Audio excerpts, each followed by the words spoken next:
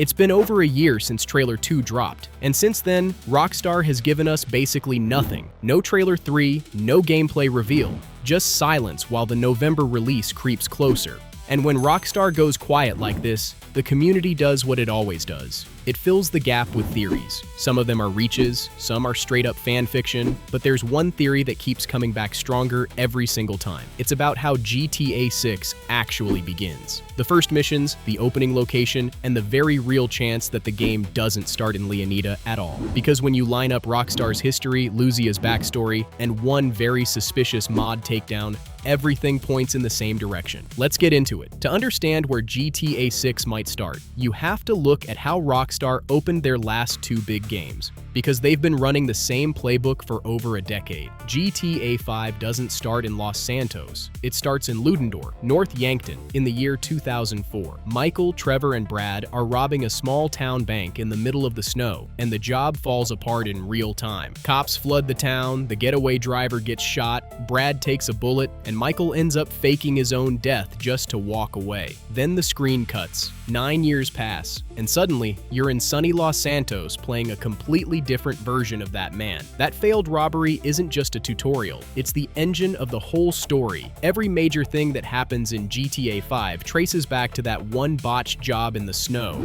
Then Red Dead Redemption 2 comes along and pulls the exact same move from a different angle. The game opens in the frozen mountains, with the Vanderlinde gang running for their lives through a blizzard. And why are they running? Because of a ferry robbery in Blackwater that went horribly wrong right before the story starts. You never even get to play that job. You just live with the fallout for the next 60 hours. Once again, a failed robbery kicks everything off. Once again, it happens somewhere cold. And once again, the game uses that desperation to teach you the basics while the story is already moving. So that's the pattern. A job goes wrong, the consequences land hard, and then Rockstar drops you into the real map. 2 games in a row, same structure, and both openings are considered some of the best in gaming. Rockstar knows this formula works, which brings us to GTA 6. And this is the part we already know since December 2023, because Trailer 1 doesn't open with beaches or nightclubs or airboats. It opens with Lucia sitting in prison, across from what looks like a prison therapist, explaining that the only reason she's locked up is bad luck.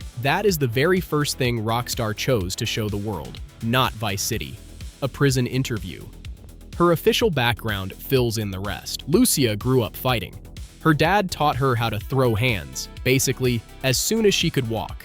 And at some point, fighting for her family is exactly what landed her in the Leonida Penitentiary. When the story kicks off, she's fresh out and trying to play it smart. So the structure is already sitting right there. The moment where everything went wrong, the GTA 6 version of the Ludendorff job, already happened in Lucia's past. The only question is whether Rockstar makes us play it. That leaves 2 realistic options for the first mission. Option 1, the game starts inside the prison. You get a tutorial behind bars, learning movement and combat through yard fights and daily routines, maybe making a contact or 2, and the real story begins the day Lucia walks out. From there, it's probation meetings, a rough apartment, no money, and the slow slide back into crime. Option 2 is the more interesting one, and it's the one the community is obsessed with right now. The game opens with the crime itself, a playable flashback showing exactly what Lucia did, who she did it for, and how it all collapsed. Her own Ludendorff moment. And if Rockstar goes that route, the location basically writes itself.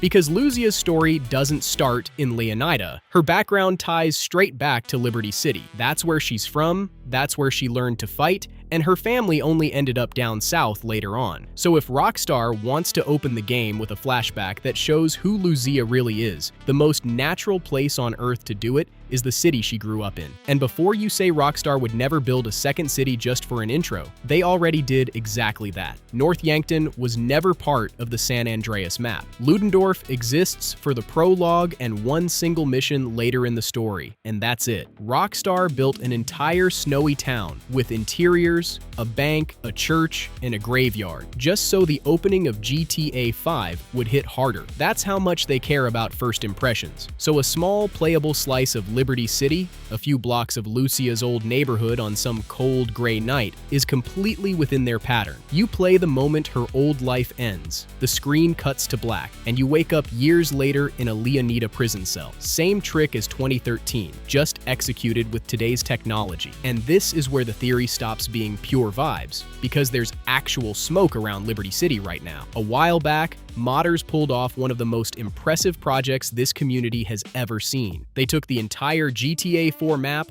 all of Liberty City, upgraded the textures, and got it running inside GTA 5, a full, better-looking version of the city, playable, free, and Rockstar killed it. The mod got taken down, and the project disappeared. Now, Rockstar ignores thousands of mods every single day. Half the stuff running in GTA 5 right now technically breaks the rules and nobody cares. But this one project, the one that rebuilt Liberty City, that's the one the lawyers came for. So people started asking the obvious question: why would Rockstar suddenly care about protecting Liberty City unless Liberty City has some kind of official future? Some people said remaster, and to be fair, there were also rumors floating around about a GTA 4 port coming to PS5 and the current consoles, which would explain the takedown all on its own. But a huge part of the community connected it to GTA 6 instead, because the timing lined up a little too well. Lucia's Liberty City roots go public, and not long after, the fan-made Liberty City gets erased. You can see why that set the theory on fire. Quick reality check though, because I'm not here to feed you hopium. Companies take mods down for boring legal reasons all the time, and Take-Two has a long history of protecting their maps no matter what. On its own, the takedown proves nothing, but this theory was never built on one single piece of evidence. The whole point is the stack. Rockstar's opening formula, Lucia starting the game in prison, her backstory pointing north, the Ludendorff precedent, and then the one mod that recreated her hometown getting deleted. Each piece on its own is whatever. Together, they all point the same way. So let me tell you what I'd actually bet on, because we should keep this realistic. A full open Liberty City inside GTA 6 at launch, freely explorable, is almost certainly not happening. Leonida is already the biggest map Rockstar has ever built, and stacking a second full city on top of that just is not how game development works. But a Ludendorff-style intro, a small locked-down slice of Liberty City for one mission, that is absolutely on the table. Cheap enough to build, massive as a moment. Imagine booting up GTA 6 for the first time, and instead of a beach, the game shows you a rainy street in Liberty City through young Lucia's eyes. So here's my prediction for the first hour of GTA 6. Cold open in Liberty City. You play the moment everything goes wrong for Lucia and her family. Probably some fight or some job that spirals short and brutal, just enough to understand who she is. Cut to black. Years later, the prison interview from Trailer 1, almost word for word. Then, release day. Lucia steps out of the Leonida penitentiary with nothing. And somewhere in those first missions,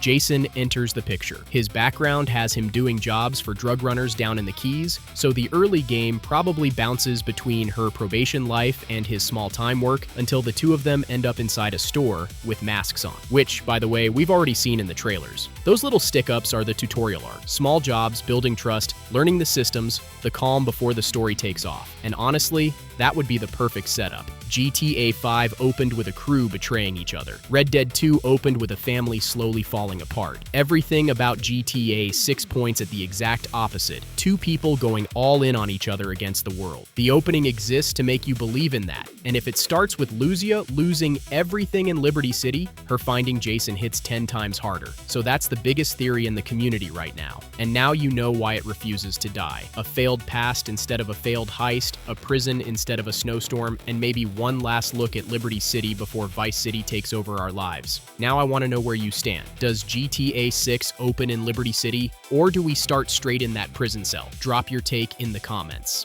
And the second Rockstar finally breaks the silence, whether that's Trailer 3 or something else, I'll break it down right here, so make sure you're subscribed so you don't miss it.